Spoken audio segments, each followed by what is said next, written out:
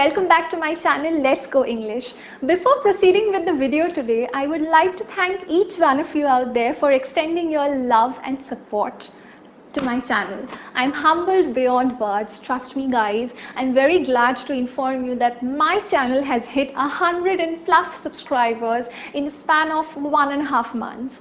I know it's something not to be bragged about, but I consider it to be quite an achievement, and this wouldn't have been possible without your love and support. Thank you so much. Keep showering your love and affection to my channel, and I shall keep posting new videos. Let's get started. In this video today, I'm going to focus on the correct grammatical language you choose in order to tell a story. We all tell stories, right? Stories about our days, about our childhood, or simply about a laugh over something that happened earlier. Now, which tense to use in order to tell a story clearly or accurately? We use the past perfect tense to tell a story.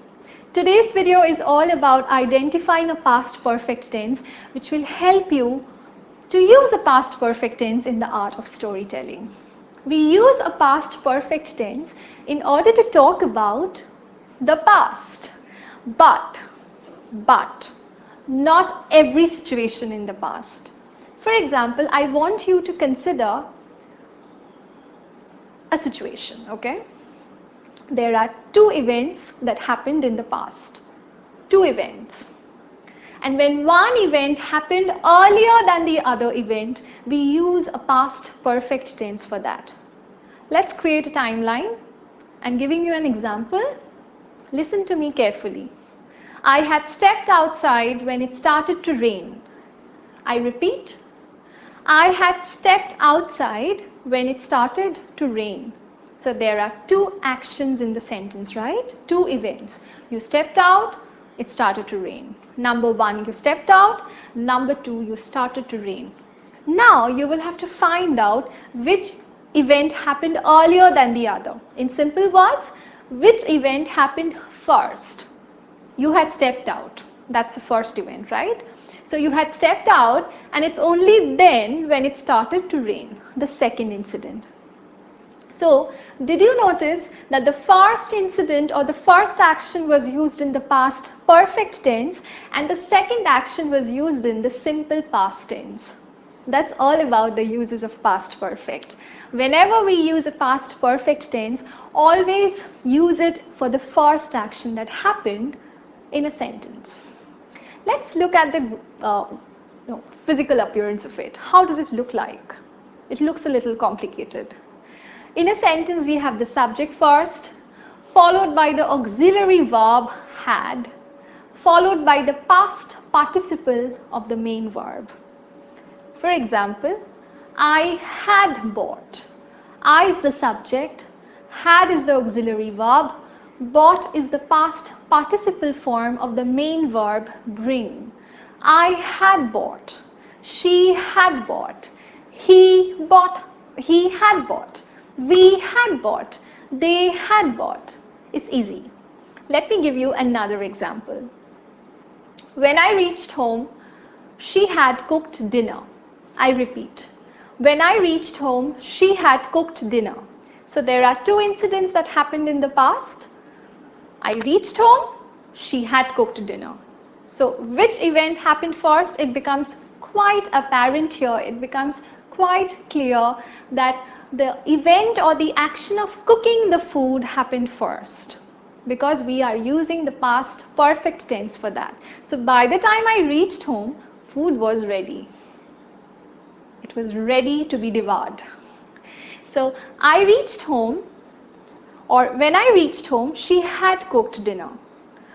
Or when I say, when I reached home, she had already cooked dinner. Now that's a key factor in your sentence. That's a hint that will help you to identify which one is a simple past or which one is a past perfect. The very word already is, from the very word already, it becomes super clear that the second action here, the second action that happens here is being used in the simple past.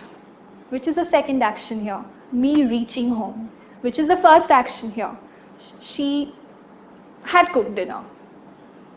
So basically we are using the past perfect tense to talk about the order of an action in a sentence or in a narrative. It's a very helpful tense that will help you accurately tell a story with much perfection. Let me tell you another example. I could not go for dinner because I had left my wallet at home. I could not go for dinner because I had left my wallet at home. So there are two events here. I could not go for dinner, and the second one, I had left my wallet at home. So let me tell you a story. I was working in my office when suddenly one of my colleagues came up and invited me for dinner. I was looking forward to it. I was looking forward to that gathering. But suddenly I realized I had left my wallet at home. So I could not go out. Sad. So did you understand? We always use the past perfect tense for the first event of the two events that happened in the past.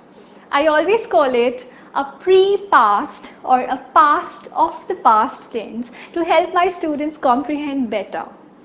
So that brings us to the end of the lesson here. I hope you understood the proper uses of the past perfect. I have a homework for you. In the comment section below, I want you to write 2 sentences with the past perfect tense. Always remember that we never use the past perfect tense in isolation. Use it with the past simple always. So what's your homework? You're going to write down 2 sentences using the past perfect tense, and I'm going to give you the feedback at the earliest.